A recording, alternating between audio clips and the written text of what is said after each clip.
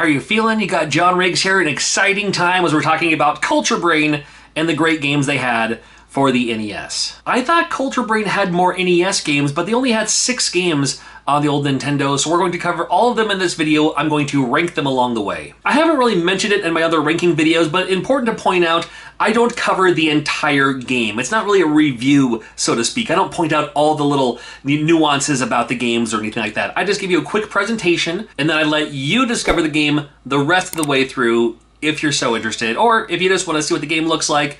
I'll give you a couple quick sentences about it, give you my letter ranking, all the better. And as always, these games are ranked amongst themselves and based on my own nostalgia for the game as well. Starting off with what I call Baseball Simulator 1000. Is that correct? Is it like Baseball Simulator 1.000? I don't think that's the case. I call it Baseball Simulator 1000. This game plays like one of the better baseball games for the NES, I think, in my mind anyway. I like how the buttons are what they should be. The ball travels slow enough to give you an idea of whether it should be a ball, whether you should go for it, swing the bat and all that. It does move a little bit slower paced than some of the other baseball games. To me, that's good news. To me, that's a good thing. I like how they have fields like, not just like an arena, but you can play this game in outer space. Outer space is actually one of the levels on this. But really, the reason people love this game, and the reason I love this game as well, is it has kind of a special abilities or so. There's a couple of special things you can do with this game that really step it up. There's like kind of like power moves, super secret special moves and stuff like that.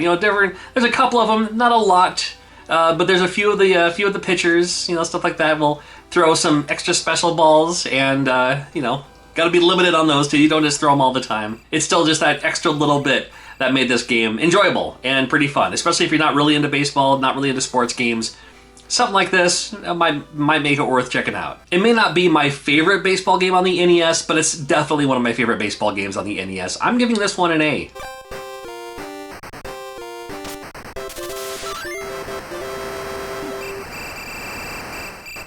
We have Flying Dragon, The Secret Scroll. There is a Hiryu no Ken series from Japan for the Famicom that went on a few games. And we got a couple of them here in America. We're going to talk about at least 2 of them in this video. It's an interesting one. When at first glance, when you first see it, you're just like, mediocre graphics, mediocre gameplay. The gameplay is actually kind of stiff. You might not be used to it. The A and B buttons are punch and kick, and then up is jump. And as much as I've said in the past that up should never be jump in a video game, in this game it kind of makes sense. Couple different gameplay values on this one too.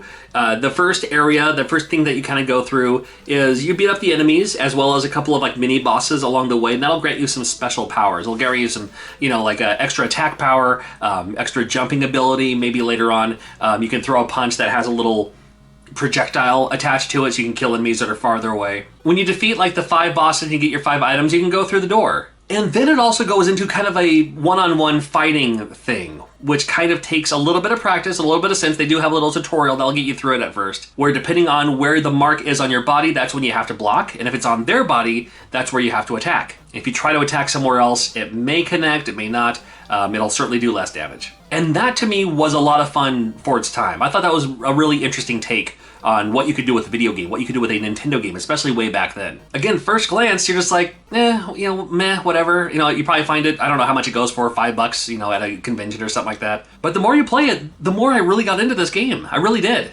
Especially during like the one-on-one fighting when you can do like super special moves.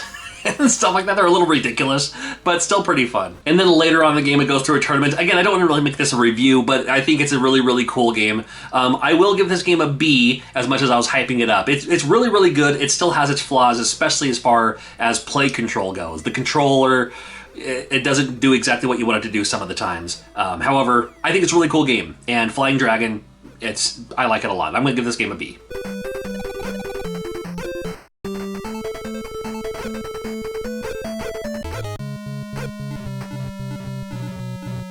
The follow-up in America is Flying Warriors. Definitely, when I first played this game, I was like, it has the same music, has the same style of game, like the same fighting style, where it's like, depending on where the mark is, that's where you attack, or that's where you block and all that. It also has a little side-scrolling element to it, too, where you're kind of going around, you're finding stuff, you gotta deliver stuff and stuff like that, A lot of this game is not just the adventure part of it, but so much of this game is that fighting style. If you liked, what's that anime I used to watch? Flame of Recca. I was a big Flame of Recca fan. If you liked Flame of Recca, that's just like one fight scene after another. This game kind of reminds me of that, especially near the end when there's a tournament, and then you're just like, so much of the game just turns into a tournament-style fighting game, and through a different disciplines as well. It's like you versus a wrestler, and then like a ninja, karate, kung fu. I think taekwondo was in there somewhere too. I don't know. It got pretty ridiculous after a while. And the fact that I don't show it in this gameplay footage, but you kind of turn into a Power Ranger, kind of like you turn into like a superhero, and then it's more fighting game because you're fighting aliens and stuff like that. Just brings it over the top, but still a lot like the previous game. There is that side-scrolling element where you're just playing kind of like a side-scrolling fighting game, but then there's also the one-on-one fighting style too, and more secrets later on in the game that I won't spoil in this video. A lot of fun, and same idea with the other one. Great game. The controller. That's one thing nice about this game is you can put it on an easier mode. It makes it a little bit easier for you, but to beat the game and get the greatest ending, you have to have that more difficult to use controller style, if that makes sense. But still a fun game. Along with the other one, I'm also going to put this as a B because of the controller.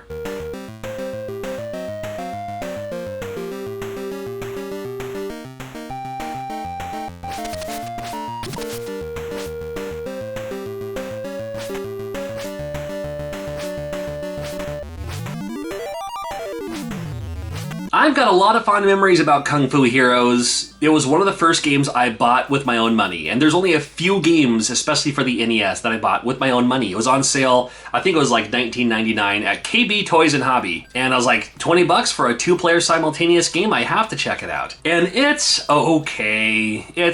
I don't know. It's cutesy. Whenever I think of Culture Brain, this is the first game that comes to mind, is Kung Fu Heroes. The enemies just kind of keep coming out, and you have to destroy them. You have to defeat them. You can punch them. You can do this kind of flipping jump, and if you land on them, that destroys them as well. A lot of breakable blocks. You can get the items and upgrades when you do that too. Warp zones every once in a while too. Skip through some levels. I remember playing a lot of this game, not just because it was one of the few games I actually had in my collection when I was way back in the day, but it was two players simultaneous. So my next door neighbor and I could play this, and we did a lot. In fact, he also got his own copy. Kung Fu Heroes. I mean, it's okay. I'll at least give it a C.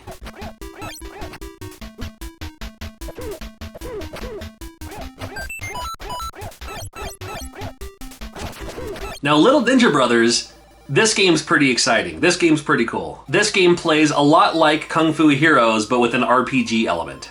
I mean, it's basically Kung Fu Heroes with that RPG element, is really what it is. So you're in town, you can walk around, talk to people, buy upgrades, buy items, stuff like that, RPG style, right? But every once in a while you'll run into some enemies on the map, and then it turns into that Kung Fu Heroes style fighting. And that's this game for the most part. Again, there's other stuff later on I won't spoil. However, super cool game. I love the idea because I love Kung Fu Heroes, but it's got kind of bland. It's just kind of like repetitive. This game opens it up a little bit more, better graphics, better sound. Just an overall improvement to this game. I like it quite a bit. I'm going to give this game a B based on my own nostalgia. It probably deserves an A, you're right, but I'll give it a B at least.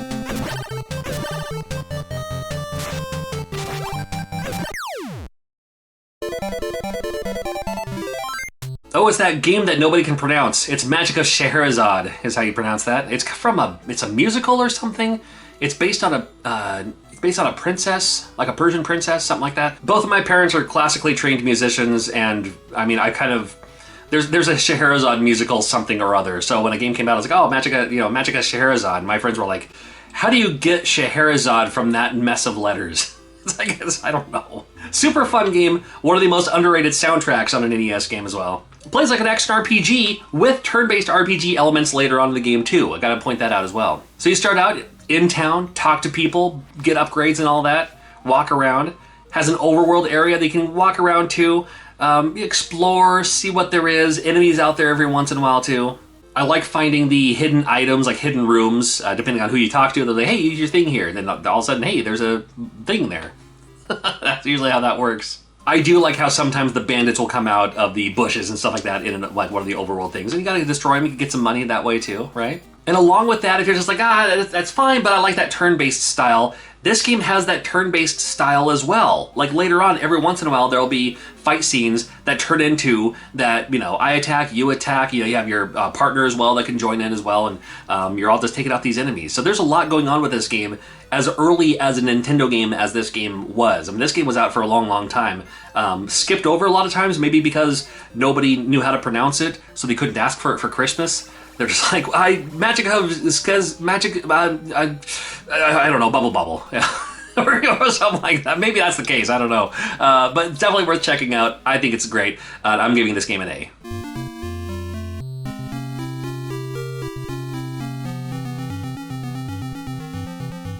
Ranking games from Game Tech soon, ranking games from FCI soon. That's going to be a great video because FCI has done so much. And I've ranked so many other companies in the past. Thank you so much for watching. Make sure you're subscribed. New videos coming out all the time. We'll see you very, very, very soon.